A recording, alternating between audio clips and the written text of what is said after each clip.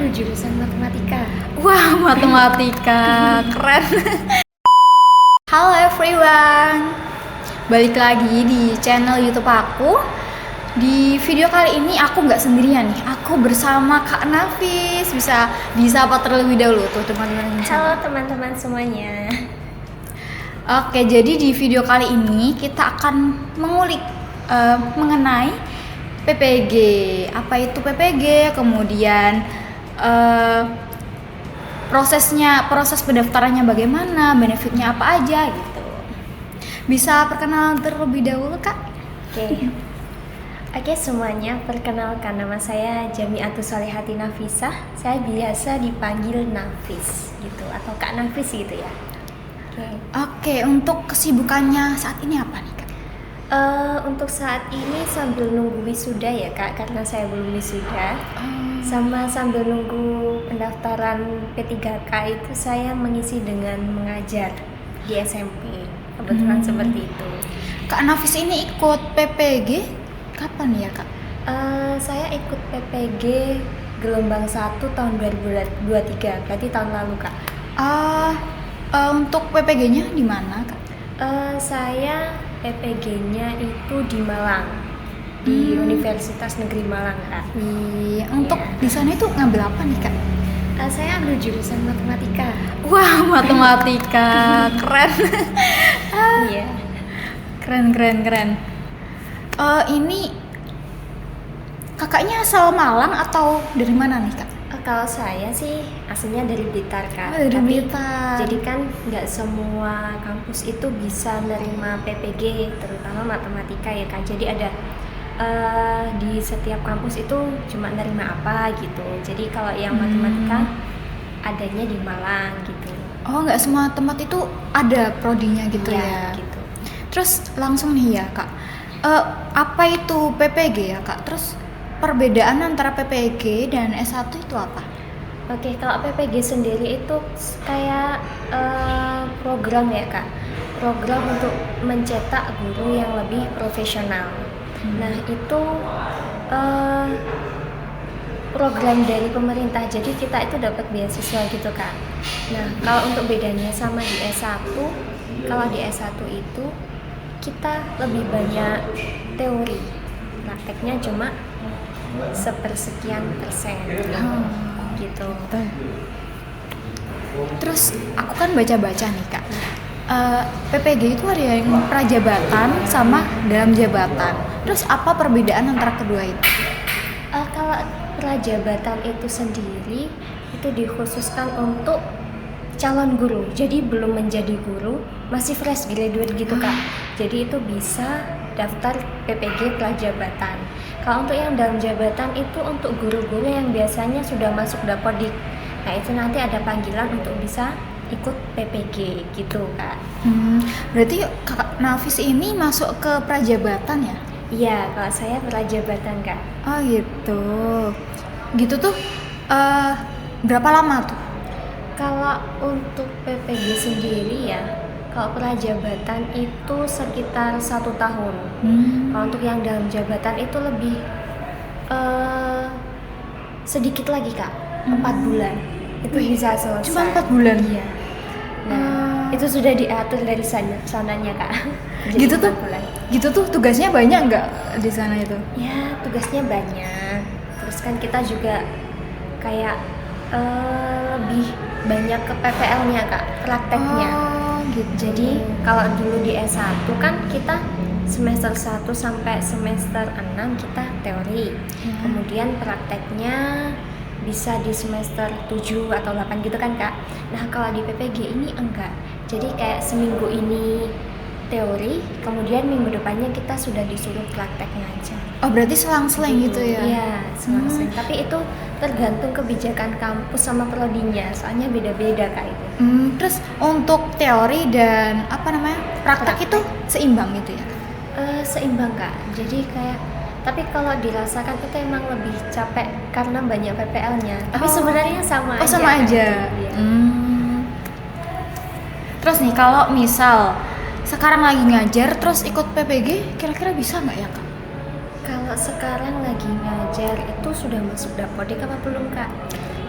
Kalau belum, berarti masih bisa ikut PPG Prajabatan. Di situ kan ada minimal apa itu Kak? Usia. Nah, Oh, ada minimalnya juga. iya. Maksimal. Oh, maksimal. Iya, maksimal Oke. usianya itu kalau nggak salah 30 tahun Kak. Nah, gitu. Jadi kalau masih umurnya masih di bawah 30 itu masih bisa ikut PPG Prajabatan. Selagi belum masuk Dapodik gitu kan. Tapi ya sibuk tadi ya Kak, banyak-banyak Iya, tugas gitu. Jadi kayak kasarannya tuh harus dilepas dulu Kak, Oh. belajarnya gitu. Saking sibuk dan banyak tugasnya gitu Iya. ya. Terus kalau S1 itu kan tuntutan akhirnya itu skripsi gitu ya. Iya. Terus kalau PPG itu apa Kak? Nah, kalau untuk PPG ini Kak, jadi kan kita terpusat di Kemendikbud itu ya Kak ya. Nah, itu ada ujian akhir itu namanya UKM PPG Kak. UKM PPG. Ya, UKM itu uji kompetensi mahasiswa PPG. Oh, Nah, gitu singkatannya. Ya. Nah, jadi itu ada dua. UKM PPG itu ada dua. Yang pertama itu ada UP atau uji pengetahuan.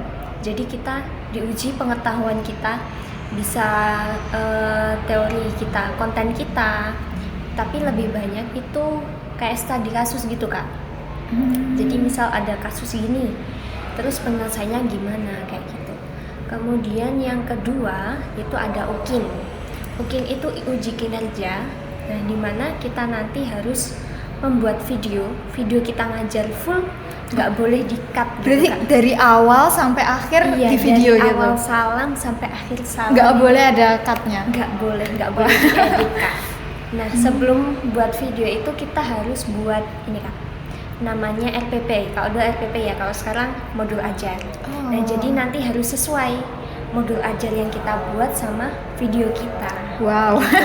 Nah, belum selesai Kak itu. Belum, aku kira udah Setelah selesai. ada ini upload, nah ini nanti kan diupload nih video sama bahan ajarnya. Nah, ini nanti kita masih diwawancara Kak. Lagi. Iya, jadi ketika masuk PPG kita wawancara, keluar PPG kita juga diwawancara. Gitu Kak. Oh gitu. Wow. Nah, untuk yang UP tadi itu dilaksanakan serentak. Jadi se-Indonesia itu sama, misalkan ditentukan dari pusat itu tanggal 10 sama 11. Jadi ya se-Indonesia ya tanggal 10, kalau enggak ya tanggal 11 gitu Kak. Wow. Terus nih Kak, gimana untuk proses pendaftaran PPG itu?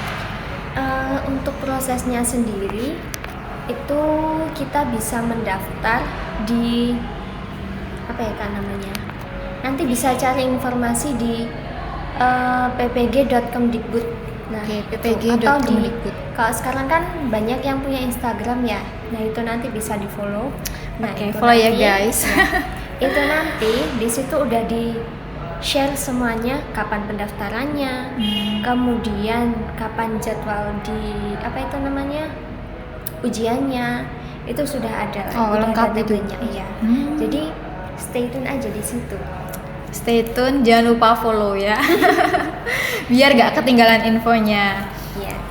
Terus nih Kak, untuk penempatannya itu kita bisa memilih sendiri kah atau dipilih dari sana? Penempatan kuliah ya Kak? Ya betul. Nah, jadi nanti itu kan pas di daftar awal ada yang namanya registrasi atau seleksi administrasi itu Kak. Nah, itu nanti kalau lolos kita akan tes substantif. Tes substantif itu kan kayak ya pengetahuan kita lah yang dicari informasinya. Kemudian yang ketiga ada wawancara itu tadi ya. Wawancara juga gitu. Kemudian setelah ini lolos, nah nanti kalau di tahun aku nih Kak, kita bisa milih. Nah, bisa milih tapi nanti yang menentukan tetap dari sana. Oh, dari sana ya. Iya, tapi kita bisa milih dulu. Misalkan saya milih di Malang. Di Malang kan kalau matematika ada banyak itu. Iya, terima kasih. Oke, kalau matematika itu kan di Malang itu ada beberapa kampus. Jadi saya bisa milih mau di kampus A, kampus B atau kampus C. Tapi nanti penempatannya tetap dari sana yang menentukan. Oh, dari sana gitu ya. Iya, soalnya ada temen aku itu milihnya di kampus A tapi Keterimanya tempatnya di kampus C kayak gitu. Oh, gitu. Tapi biasanya tetap ini kok Kak, nggak jauh-jauh dari domisili. Berarti yang terdekat sama domisilinya gitu ya. Terus kalau PPG ini ada, berarti kita nggak bayar sama sekali gitu ya? Ya, karena ini beasiswa ya Kak, kita cuma, ya nggak cuma sih, kita hanya ini biaya hidup saja. Oh, biaya hidup, berarti nggak ada SPP atau UKT gitu ya? Wow. Makanya itu ada interview juga gitu Iya, ya? ada. Berarti emang orang-orang terpilih nih? Iya, alhamdulillah. Alhamdulillah. Apalagi nih Kak? Terus nih, berarti kalau mau cari info lebih lanjut nih, berarti apa tadi namanya? Di Instagramnya ppg.kemdikbud. ppg.kemendikbud. Terus untuk linknya nih, ada gak? Kayak websitenya khusus untuk PPG? Itu tadi. Oh, itu tadi? Itu www.ppg.kemdikbud atau searching langsung PPG. Oh iya, berarti nanti udah muncul di atas sendiri biasanya ya? Iya, biasanya Nanti gitu. aku tulis di bawah. Terus nih Kak, ada nggak nih tips and trick agar lolos PPG? Apa ya Kak? Kalau tips and triknya, karena semua itu kayak kita harus banyak pengalaman Kak. Kayak misalkan kita kan di S1 pernah tuh ikut UKM. Nah, itu nanti bisa kita masukkan ketika kita daftar. Nah, kan ada pengisian ISA itu di awal. Kemudian ada lagi kalau misalkan kita pernah ngajar, nah, itu juga bisa dimasukkan.